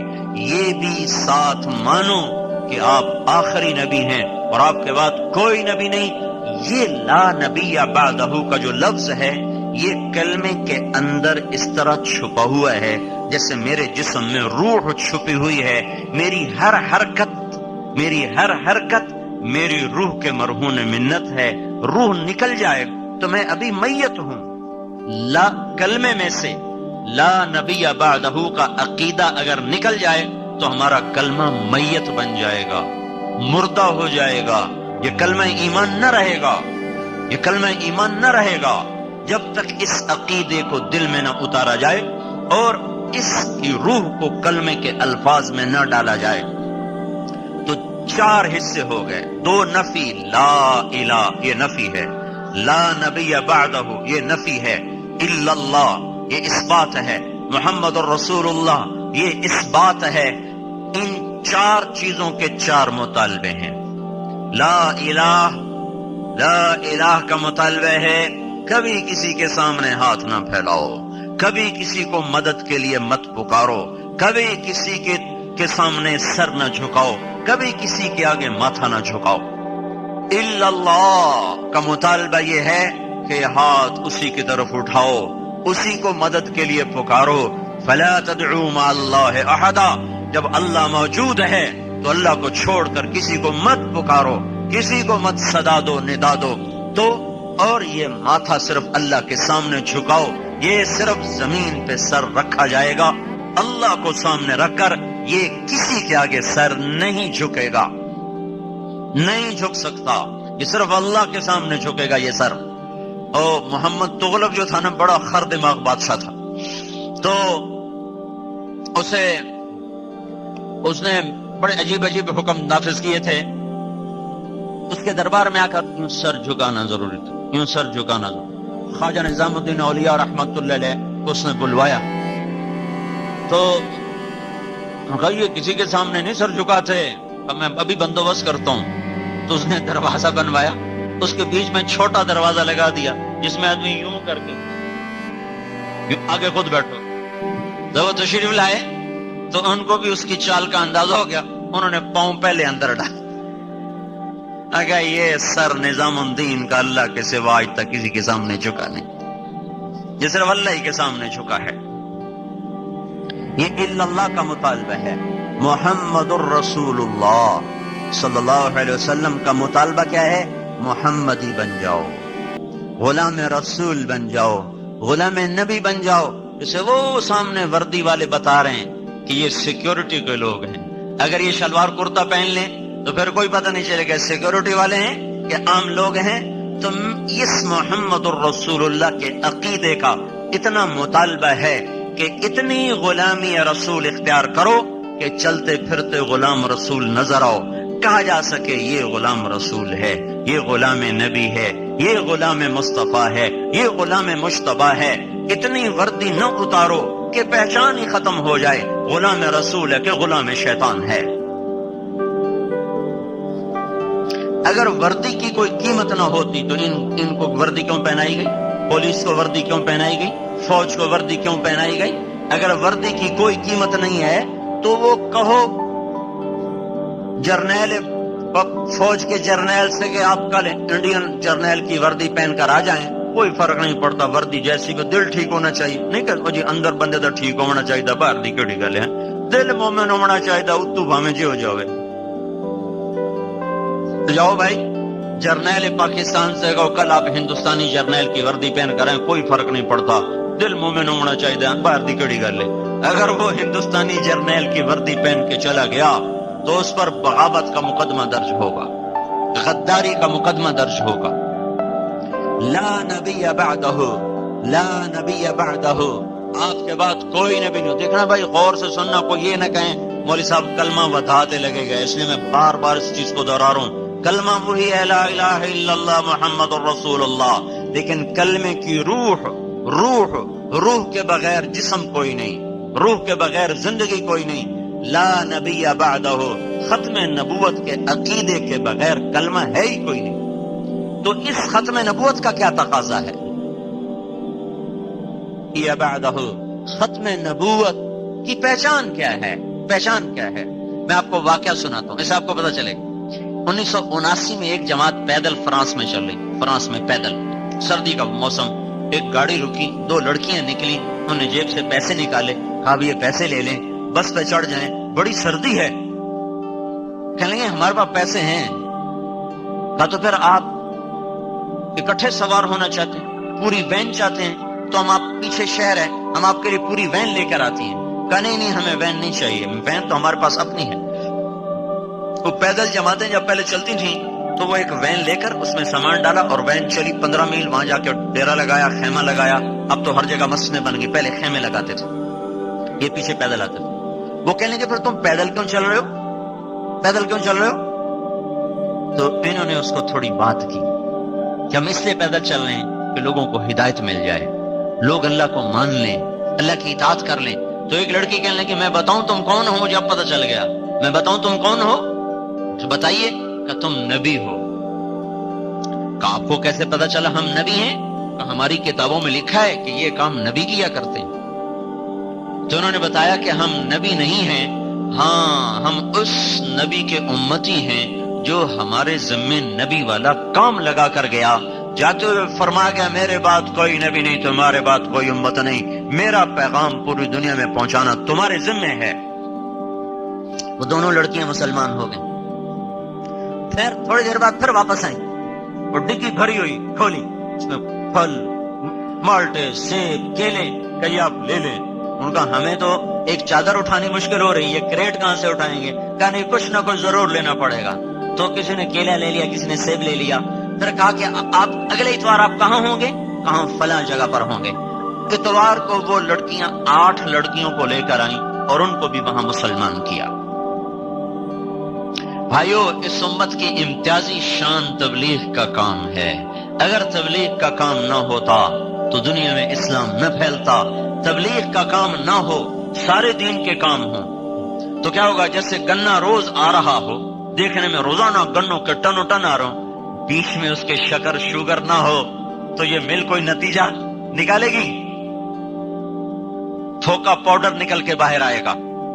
اللہ نے اس امت کو تبلیغ کا مبارک کام دیا ہے اور یہ نبیوں والی محنت ہے جس کے ذریعے سے ساری دنیا میں دین زندہ ہوتا ہے. 90 برس کے اندر 11 ہجری میں ہمارے نبی کا انتقال ہوا. 12 ربیع الاول، 11 ہجری کے محرم صفر کے 2 مہینے گزر چکے، ربیع الاول کے پہلا 10 دن گزر چکے ہیں. پھر 1 سال مزید لگا عرب کے لوگوں کو دوبارہ مسلمان بنانے میں جو مرتد ہو گئے تھے. تو اس طرح 12 ہجری مکمل ہو گئی.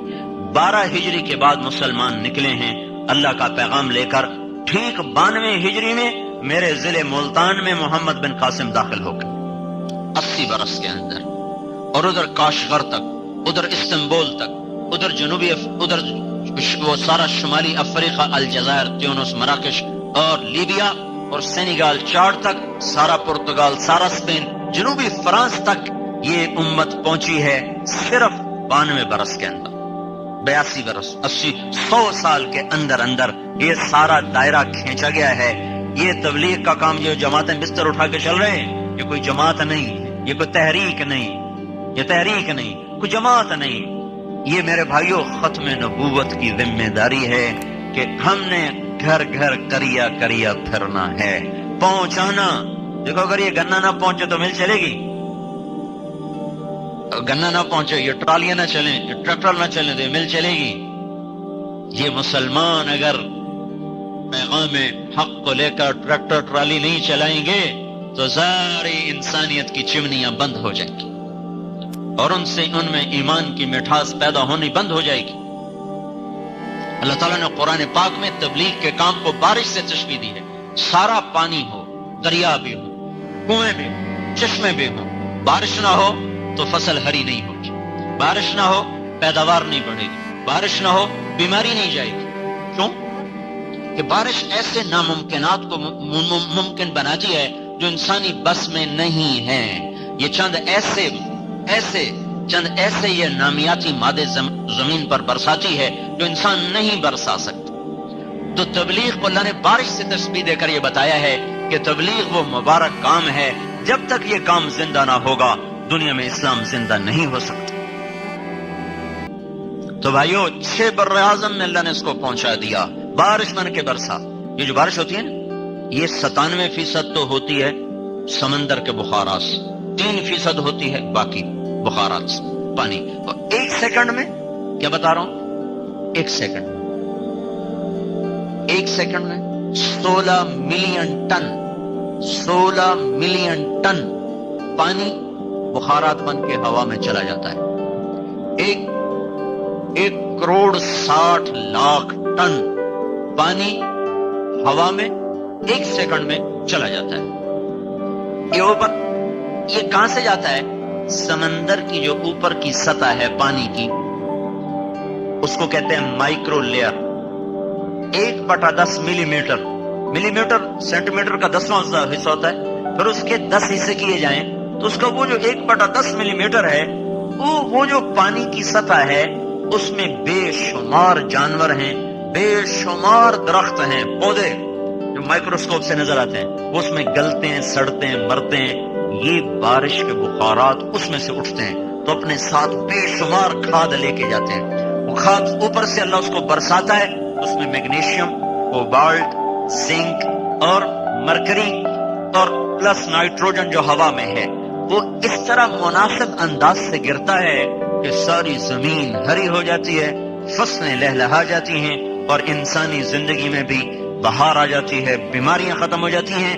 اگر یہ بارش بند ہو جائے تو کنویں بھی ہوں، باغ بھی ہوں، اور دریا بھی ہوں، اور چشمے بھی ہوں، ٹیوب ویل بھی ہوں، اول تو آہستہ آہستہ سب خشک ہو جائیں گے، اور اگر ہوں بھی صحیح تو نہ زمین نرم ہوگی اور نہ انسان کو صحت ملے گی۔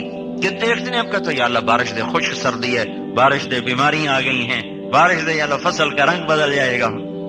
پہلے جب ہم چھوٹے تھے تو دسمبر میں ضرور جھڑی لگتی تھی، آخری 10 دن ضرور جھڑی ہوتی تھی، اور ان دنوں گندم اونچی ہو چکی ہوتی تھی، تو اس پر وہ بارش گرتے گرتے گرتے اس میں وہ بے شمار پھر وہ اپنے نکالتے تھی، شاخیں نکالتی تھی، تو اس کی وجہ سے گندم بڑی خوبصورت ہوتی تھی۔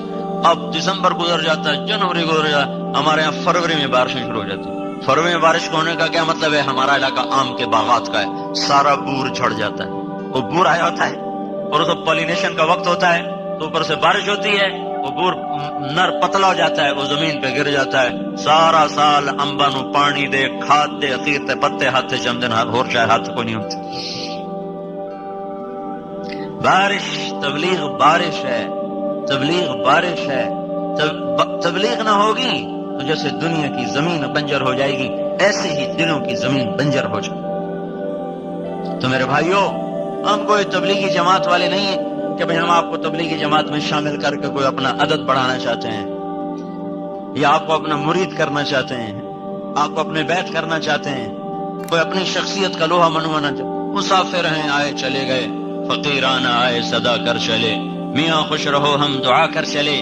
یہ 3 باتوں کی بنیادی محنت۔ ہر مسلمان اللہ کی غلامی میں آ جائے، ہر مسلمان حضرت محمد صلی اللہ علیہ وسلم کی 100% اتباع میں آ جائے، ہر مسلمان اس پیغام حق کو لے کر دنیا میں پھرنے والا بنے۔ پھرنا اس امت کا سب سے بڑا عمل ہے، اور بیٹھ جانا اس امت کا سب سے بڑا جرم ہے۔ داؤد علیہ السلام ایک دفعہ ان کا کمرہ بند بنایا، دیواریں اونچی کر دی، کہا ایک دن اللہ اللہ کروں گا، کسی سے نہیں ملوں گا، ایک دن اللہ اللہ کروں گا، کسی سے نہیں ملوں گا۔ اوپر سے 2 فرشتے انسانی شکل میں اندر، بڑام داؤد علیہ السلام پریشان، یہ کہاں سے آ گئے؟ دروازے بند، دیواریں سربا فلک، یہ کہاں سے آ گئے؟ کلا تخف خصمان بغا بعضنا علی بعض فاحکم بیننا بالحق۔ یہ ہمارا جھگڑا ذرا آپ چکا دیں۔ جھگڑا کی ہے مطلب میری 99 بیٹا نے دی، ایک بیٹا دا ایک بھی مینو دیشا۔ تو یہ فیصلہ تو بچہ بھی کر سکتا ہے کہ یہ غلط کام ہے۔ اب داؤد علیہ السلام حیران پریشان، یہ چکر کیا ہے، یہ آئے کہاں سے، اور یہ مقدمہ کون سا میرے پاس لائے؟ ان ھذا اخی لہ 99 نعجہ ولی نعجۃ واحدہ فقال اکفلنیھا وعزنی فی الخطاب۔ تو ایک دم داؤد علیہ السلام کو خیال آیا کہ اللہ مجھے کہہ رہا ہے داؤد تو دروازے بند کرنے نہیں آیا، نبی کا کام اندر بیٹھ کے نہیں عبادت کرنا، نبی کا کام گلیوں میں پھرنا ہے، لا الہ الا اللہ کی صدا لگانا ہے۔ اگر تجھے خلوت چاہیے تو رات کو کیا کر، دن بندوں کے لیے ہے، رات تیرے رب کے لیے ہے۔ اس لیے اللہ نے ہمارے نبی سے کہا قم اللیل الا قلیلا نصفہ او انقص منہ قلیلا او زد علیہ ورتل القرآن ترتیلا انا سنلقی علیک قولا ثقیلا ان ناشئة اللیل ہی اشد وطئا واقوم قیلا ان لک فی النہار سبحا طویلا واذکر اسم ربک وتبتل الیہ تبتیلا رب المشرق والمغرب لا الہ الا ہو فاتخذہ وکیلا۔ اللہ نے میرے آپ کے محبوب نبی صلی اللہ علیہ وسلم سے فرمایا خلوت کے بغیر کام نہیں چلتا، اور دن میں نہیں، رات میرے لیے، دن میرے بندوں کے لیے، جا تیرا دن میں لمبا تیرنا ہے۔ اس وجہ پر یہ امت سب سے امتیازی امت ہے، سب سے اعلیٰ اور افضل امت ہے، سب سے اونچا مقام اس امت کو ملا۔ آپ نے فرمایا ہماری مثال ایسے ہے جیسے ایک اور دوسری امتوں کی مثال، ایک آدمی نے فجر سے ظہر تک کام کیا، اس کو 1 روپیہ ملا، دوسرے نے ظہر سے عصر تک کام کیا، اس کو 1 روپیہ ملا، تیسرے نے عصر سے مغرب تک کام کیا، اس کو 2 روپے ملے۔ عصر سے مغرب میں کتنا وقت ہوتا ہے؟ گھر جا کے بیٹھتے ہیں کہ پیچھے مغرب کی اذانیں شروع ہو جاتی ہیں، کتنا وقت ہوتا ہے؟ اور فجر سے ظہر کتنا، ظہر سے عصر کتنا؟ تو آپ نے فرمایا فجر سے ظہر تک کی مثال تو یہودی ہے، کام زیادہ معاوضہ تھوڑا۔ ظہر سے عصر کی مثال عیسائی ہیں، کام ان سے قدرے کم، معاوضہ پھر بھی تھوڑا، اور ہم کام بڑا تھوڑا، معاوضہ بہت زیادہ۔ عصر سے مغرب 2 روپے ملے، 2 درہم ملے۔ کیوں؟ اللہ نے کسی امت کو تبلیغ کا کام نہیں دیا، لہذا وہ لاکھوں سال بھی عبادت کریں تو تبلیغ کے ایک دن کو نہیں پہنچ سکتے، چونکہ اللہ کے محبوب صلی اللہ علیہ وسلم کا ارشاد ہے، اللہ کے راستے میں ایک گھڑی کھڑے ہو جانا 70 سال کی عبادت، رات کی عبادت اور دن کے روزے سے بہتر ہے۔ اور ابو ہریرہ رضی اللہ تعالیٰ نے فرمایا، ایک رات جو ہو شب قدر، جو ہو رمضان، اور آگے مسجد ہو بیت اللہ اور مقام ہو حجر اسود، تو کتنی فضیلتیں اکٹھی ہو گئیں۔ یہ رات جو حجر اسود کے سامنے بیت اللہ کے اندر، لیلۃ القدر رمضان کی جو رات ہے، مغرب سے فجر کی اذان تک جو شخص کھڑا ہو کے بندگی کرتا رہے، اس سے افضل ہے اللہ کے راستے میں ایک گھڑی کھڑے ہونے والا۔ رمضان میں نہیں، کسی اور دن میں کھڑا ہوا ہے۔ تو لہٰذا یہ امت آگے بڑھ جائے گی اپنے اس دعوت کے کام کی وجہ سے، تبلیغ کے کام کی وجہ سے۔ اس لیے آپ نے فرمایا۔ پھر دوسری جگہ آپ نے کہا، ہاں تو پہلی امتیں کہیں گی یا اللہ ہمیں تھوڑے پیسے ملے، ان کو زیادہ ملے، ہماری مزدوری تھوڑی، ان کو زیادہ۔ اللہ تعالیٰ کہیں گے تم سے جو طے کیا تھا وہ تو پورا دے دیا نا؟ ہاں وہ تو دے دیا۔ قبر میں زیادہ جس کو جتنا چاہوں دے دوں، تمہیں اس سے کیا غرض؟ میں نے 2-3 مزدوروں سے طے کیا 100 روپیہ دوں گا، 2 کو میں نے 100 دے دیا، دوسرے کو 150 دے دیا، تو میں نے کسی کا حق تو نہیں مارا، ان کو حق دیا ہے۔ ایک کو اپنی مرضی سے زیادہ دیا ہے، چونکہ اللہ کو اپنے حبیب سے بہت پیار ہے، اس کی طفیل امت سے بھی پیار ہوگی۔ تو ہم نے کہا ہم سب سے پہلے جنت میں جائیں گے، آئے سب سے پیچھے، جائیں گے سب سے آگے۔ کوئی نبی جنت میں نہیں جا سکتا جب تک ہمارا نبی نہ چلا جائے۔ اونٹنی پہ آپ سوار ہوں گے اور بلال کے ہاتھ میں لگام ہوگی، آپ دروازے پہ دستک دیں گے، اندر سے رضوان بولے گا کون ہے؟ آپ کہیں گے محمد رسول اللہ ہے صلی اللہ علیہ وسلم، تو آپ کے لیے دروازہ کھلے گا، آپ اندر جائیں گے۔ آپ نے کہا میرے ساتھ میری امت کے غریب لوگ میرے ساتھ داخل ہوں گے۔ چشمے 2 دروازے پر 2 چشمے ہوں گے، ایک سے پانی پیئیں گے، سینے کا کھوٹ ختم، پیٹ کا پخانہ ختم، دوسرے سے وضو کریں گے تو چہرے پر ایسی تازگی آئے گی کہ اللہ تعالیٰ ہمیش کے لیے ان کے چہروں کو جھریوں سے، بڑھاپے سے، بیماری سے پاک کر دے گا۔ جب یہ جنت میں قدم رکھ رہے ہوں گے تو ان کا قد یہ نہیں ہوگا جو ابھی آپ اور میں دیکھ رہے ہیں، بلکہ ہمارا قد 130 فٹ کی لمبائی پر ہوگا۔ آدم علیہ السلام کا قد 130 فٹ تھا، آدم کا قد ہوگا، یوسف علیہ السلام کا حسن ہوگا، اور داؤد علیہ السلام کی شیریں زبان ہوگی، اور ایوب علیہ السلام کا صابر دل ہوگا، اور عیسیٰ علیہ السلام کی خوبصورت جوانی ہوگی، اور حضرت محمد صلی اللہ علیہ وسلم کے عالی اخلاق ہوں گے، اور 5 صفتیں، بیضن سرخ سفید، جردن جسم کے سارے بال ختم، سر کے، یہ بھموں کے، یہ پلکوں کے، تھوڑی بھیگی مونچھیں، باقی سارے بال ختم۔ مردن چہرے سے داڑھی غائب ہو جائے گی، داڑھی غائب ہو جائے، جنہوں نے نہیں رکھی ان کو پتہ نہیں، رکھنی پڑ جائے تو پتہ نہیں، ساڑھی کوئی نہیں ہونی اتنے۔ مردن چہرے سے داڑھی غائب، مکحلین آنکھوں میں سرما لگ جائے گا، جعادن جو ہمارے نبی کے بال تھے نا وہ بال اللہ دے گا، وہ واللیل اذا سجا، تیری بکھری زلفوں کی قسم، یہ وہ بال اللہ دے گا، نیم گنگریالے جو یہاں تک شانوں تک پھیلے ہوئے ہوں گے، اور سر پہ رکھے گا تاج۔ میں گیا 1983 میں انگلستان جماعت میں، وہاں بیمار ہو گیا، ساری جماعت واپس آئی، میں اکیلا 2 مہینے وہاں رہا۔ ایک دن میرے پاس ایک ساتھی ہے، کہنے لگا آپ کو کو نور دکھاؤں؟ میں نے کہا ضرور دکھاؤ۔ کو نور ہمارے ہندوستان کا ہیرا تھا۔ علاؤالدین خلجی ایک بادشاہ گزرا، اس نے حیدرآباد دکن میں ایک ریاست تھی دیوگری، اس کو فتح کیا، ہندو ریاست۔ جب اس کے خزانے کو کھولا تو اس میں ایک ہیرا پڑا تھا، وہ ہیرا اتنا بڑا تھا اس کو دیکھتے ہی علاؤدین کے منہ سے نکلا کوہ نور، یہ تو نور کا پہاڑ ہے، تو نور کا پہاڑ ہے۔ اس دن سے اس ہیرے کا نام بنا کوہ نور۔ وہ ہیرا ملکہ وکٹوریا کے تاج میں اوپر جو سلیب بنی ہے اس کے اندر لگا ہوا ہے۔ تو مجھے لے گیا وہاں ایک جگہ تھی، تو وہ ایسے کوئی 2-2.5 مربع فٹ میں وہ تاج پڑا ہوا تھا، تو اس کی روشنی بس اتنی وہ اس کی جو شعائیں نکل رہی تھی ایسے۔ تو بھائیو، یہ دنیا کے سب سے بڑے ہیرے کی اوقات ہے کہ 2-2.5 مربع فٹ سے آگے اس کی شعائیں نہیں جا رہی تھیں۔ اور میرے نبی کا فرمان ہے جنتی کے سر پہ جو تاج ہوگا اس کے سب سے چھوٹا موتی اللہ تعالیٰ دنیا میں رکھ دے تو سارا جہان روشن ہو جائے گا، جگ روشن ہو جائے گا، زمین کی تہیں روشن ہو جائیں گی۔ اور اللہ تبارک و تعالیٰ ان کو سبز ریشمی جوڑے پہنائے گا، سونے کے کنگن۔ دیکھو دنیا میں مرد کے لیے ہر حال میں سونا حرام ہے، وہ چین ہو، وہ انگوٹھی ہو۔ بڑا پرسوں بڑی خوشی ہوئی ہماری جماعت کے مرید کے، وہاں ہمارے دوست ہیں تو کوئی ذمہ دار فیملی، تو ان میں نے بیان کیا۔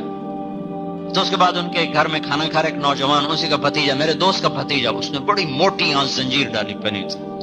تو میں نے تھوڑا سا اس کو جنت کے فضائل سنائے نا، میں نے کہا بھائی تیری مرضی، اتار دے یا نہ اتار۔ پرسوں مجھے لاہور میں ملا، میں تو بھول گیا تھا، مجھے آ کر ملا، میں نے نہیں پہچانا، کہا جی میں جاوید کا بھتیجا۔ اچھا۔ اگلی مجھے بھول گئی تھی کہ آگے کیا وقت، کہنے لگا مولانا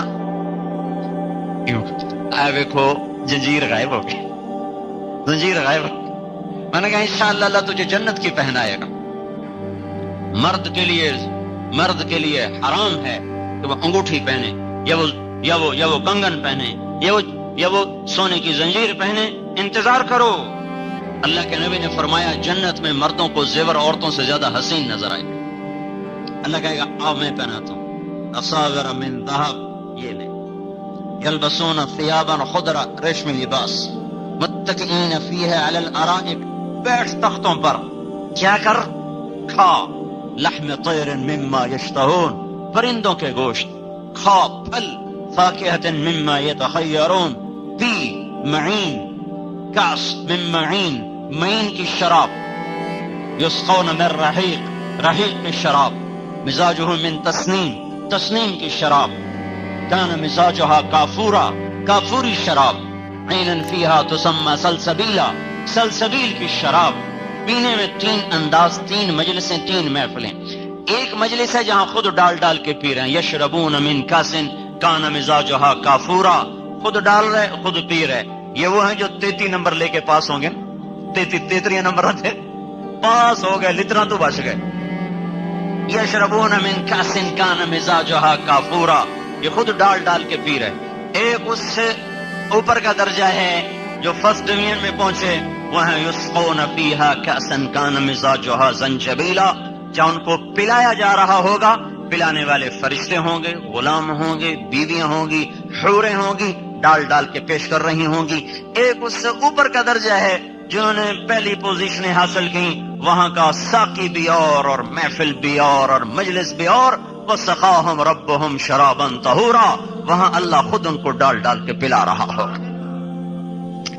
اب تمہاری مرضی ہے 33 نمبر لے لو یا فرسٹ ڈویژن لے لو یا امتیازی نمبر لے لو، اپنی مرضی۔